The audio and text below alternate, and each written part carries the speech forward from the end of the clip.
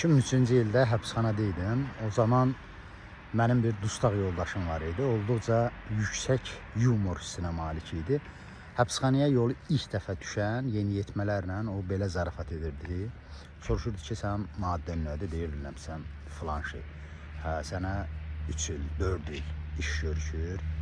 Bir qardaş kimi, bir əmi kimi səndən xahişim var ki, mənim 8 il iş görünür ittihamımda. Sən sənə düşən işdən əl borcu 2-3 ilin mənə verə bilərsənmi? 2 ilin, 3 ilin, heç olmaya 1 ilin. Çünki mən istəyirəm ki, 10 il olsun işim. Çünki planlarım var. Mən zonda 10 il qalmalıyam ki, bəzi planlarımı, arzularımı həyata keçirim. Və bunu o qədər ustalıqla, o qədər məharətlə, şövqlə, aktyorluqla edirdi ki, qarşısındakı o gənc dustaqları da inandıra bilirdi.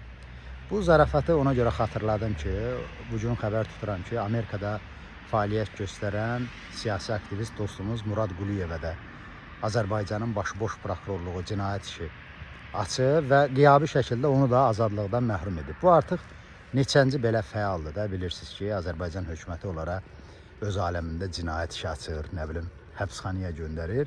İndi mən bu xaricdə fəaliyyət göstərən blogerlər, youtuberlər arasında özümü biraz tənha, qərib hiss eləməyə başlamışam. Ona görə o dustaq yoldaşımın praktikasından çıxış eləyərək buradan üst tutmaq istəyirəm.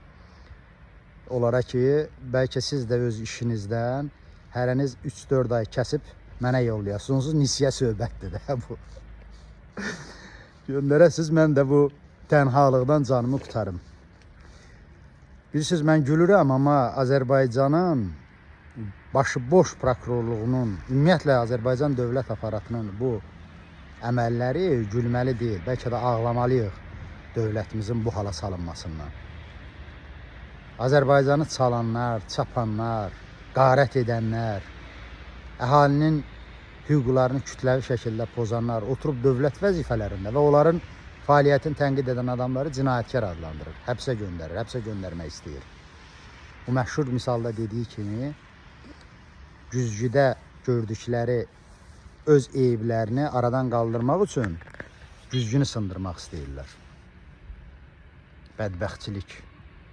Dövlətimizi bu komediya vəziyyətindən təcili biz xilas eləməliyik, təcili.